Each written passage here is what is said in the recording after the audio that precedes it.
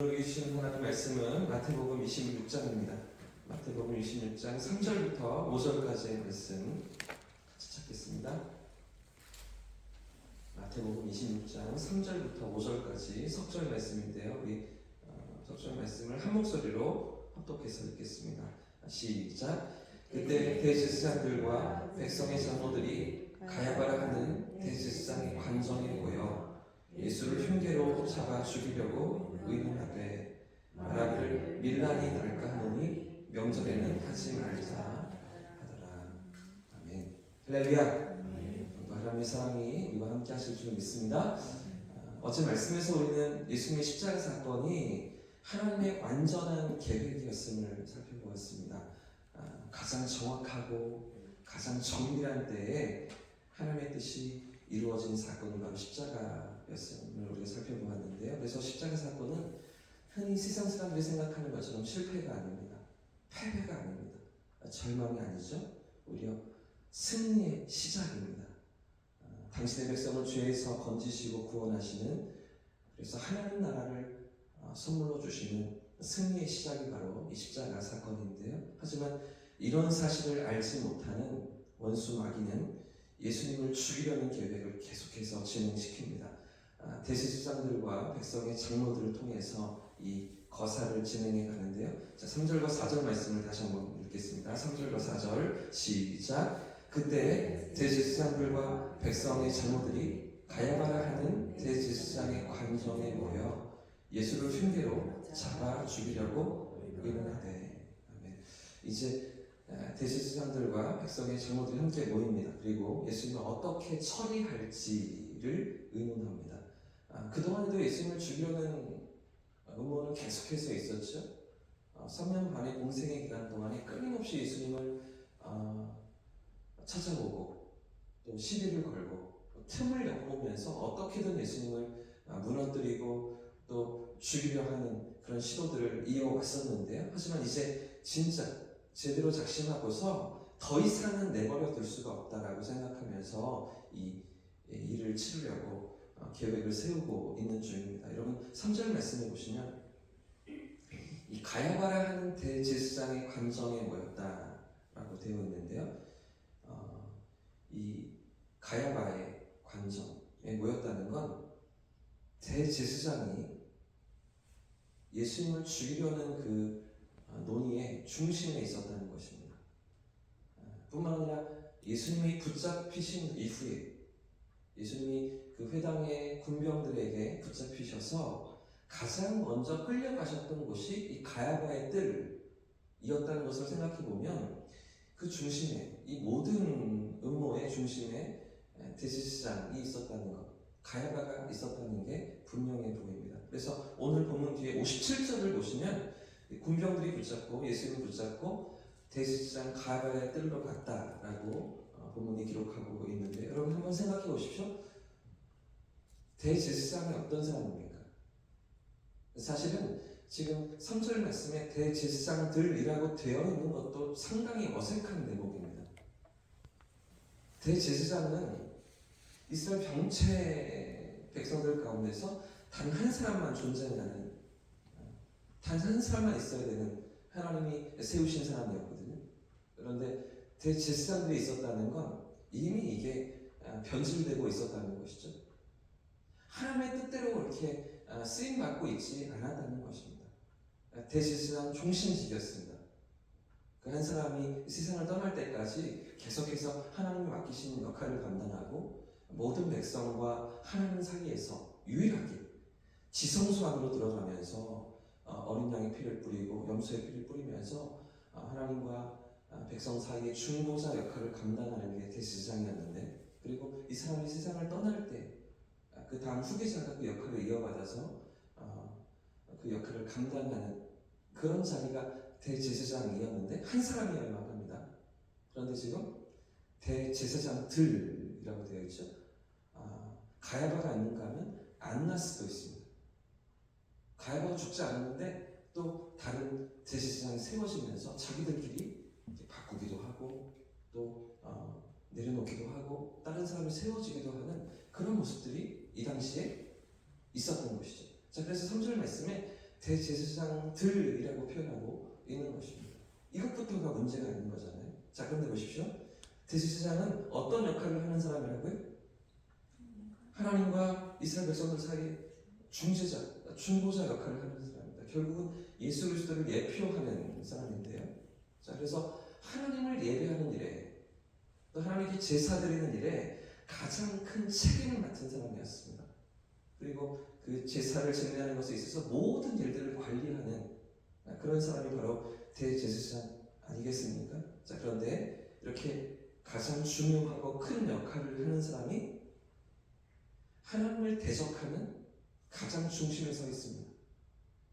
하나님을 거스르고 또 하나님의 아들이신 예수 그리스도를 죽이려는 그 음모의 가장 중심에 있었다는 건 무엇을 의미할까요? 오늘 3절 말씀이 우리에게 무엇을 도전하고 있습니까?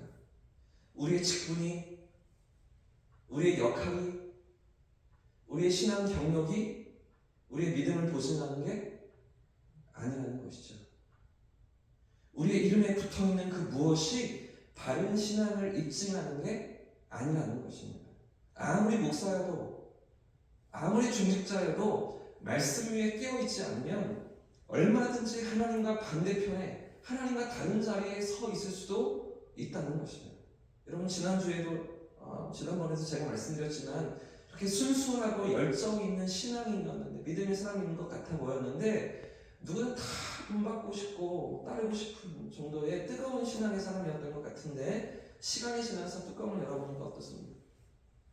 몇 주 전에 PD수첩에 나오고 있잖아요. 다락방, 류광수, 그를 따르는 그 추종자들. 여러분, 수많은 사람들을 거짓된 길로 끌어 넘어들이면서 자기 자신도 파멸의 길로 치닫고 있는 그런 경우들이 얼마나 많이 있습니다. 처음엔 순수했던 것 같아 보였습니다. 처음에는 그래도 열정이 있는 것 같아 보였습니다. 그런데 말씀이 붙들려 있지 않으면, 성령의 인도하심 앞에 깨어있지 않으면 여러분 순식간에 넘어지는 것이죠. 엉뚱한 길에 서 있고 마는 것입니다. 여러분, 하나님의 뜻을 분별할 수 있기를 원합니다.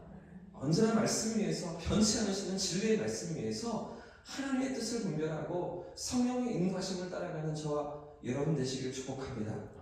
자, 그래서 이 가야바, 이 대제사장을 중심으로 하나님의 아들이신 예수님을 죽일 논의를 세우고 있는데요. 자, 그런데 이들의 논의가 무엇인가? 자, 5절 말씀도 같이 읽어보겠습니다. 5절입니다. 시작. 말하기를 밀란이 날까 하니 명절에는 하지 말자. 여러분, 그들의 논의가 무엇입니까? 명절에는 하지 말자라는 것이죠. 예수님 따르는 무리가 아직 있기 때문에 예수님을 열광하고 예수님 쫓고 예수님 하신 일에 대해서 그렇게 기뻐하는 수많은 무리가 있다는 것을 우리가 알기 때문에, 또 더군다나 명절을 당해서 이 명절을 지키기 위해서 여러 이방 지역에서 올라온 유대인들이 지금 예루살렘에 밀집해 있기 때문에, 그러니 이 무리가 소란을 일으킬까 두려우니 사람들이 많이 모여있는 명절은 피하자, 유월절은 피하자, 유월절은 지나서 이 일을 처리하자, 이렇게 결론을 내리고 있습니다. 그런데 여러분, 이렇게 치밀하게 계획하고 준비했던 거사가 어떻게 진행됩니까? 그들이 원했던 대로 6월절이 지나서 치러집니까? 그렇지 않죠? 이런 계획을 세웠는데도 그들의 계획과는 완전히 다르게 흘러가게 됩니다. 여러분, 오늘 본문이 우리에게 무엇을 또 가르쳐주고 있을까요? 아무리 세상이 치밀한 계획을 세우고 자기들의 뜻을 이루려고 애를 써보아도 결국 누구의 뜻이 이루어질까요? 누구의 계획이 성취됩니까? 살아계신 하나님이십니다. 살아계신 하나님께서 당신의 뜻대로, 그분의 계획대로 이 세상을 움직이시고 당신의 역사를 이끌어 가시는 줄 믿습니다. 잠언 16장 9절 말씀이 여러분 잘 아시는 말씀이죠. 사람이 마음으로 자기의 길을 계획할지라도 그 걸음을 인도하시는 분은 누구십니까? 여호와시니라. 살아계신 하나님이신 줄 믿습니다. 여러분, 누가 이 세상을 오늘도 다스리십니까? 누가 오늘도 온 우주를 통치하십니까? 하나님이시잖아요. 그럼 우리의 삶도 다스리시는 분이 누구십니까? 우리 인생의 걸음도 이끄시는 분이 누구십니까? 때로는 어제 그 간증처럼 하나님이 보이지 않고 계시지 않은 것 같고 하나님 느껴지지 않는 삶의 자리를 지낼 때에도 누가 나의 걸음을 붙들고 계십니까? 살아계신 하나님이신 줄 믿습니다. 사실 어제 오늘 우리가 살피고 있는 이 마태복음 26장의 도입 부분은 예수님께서 십자가의 죽으심, 자신의 죽으심을 예고하는 그 장면과 또 대제사장들과 백성의 장로들이 음모를 꾸미고 있는 이 모습을 대조하고 비교하면서 우리에게 보여주고 있는 장면입니다.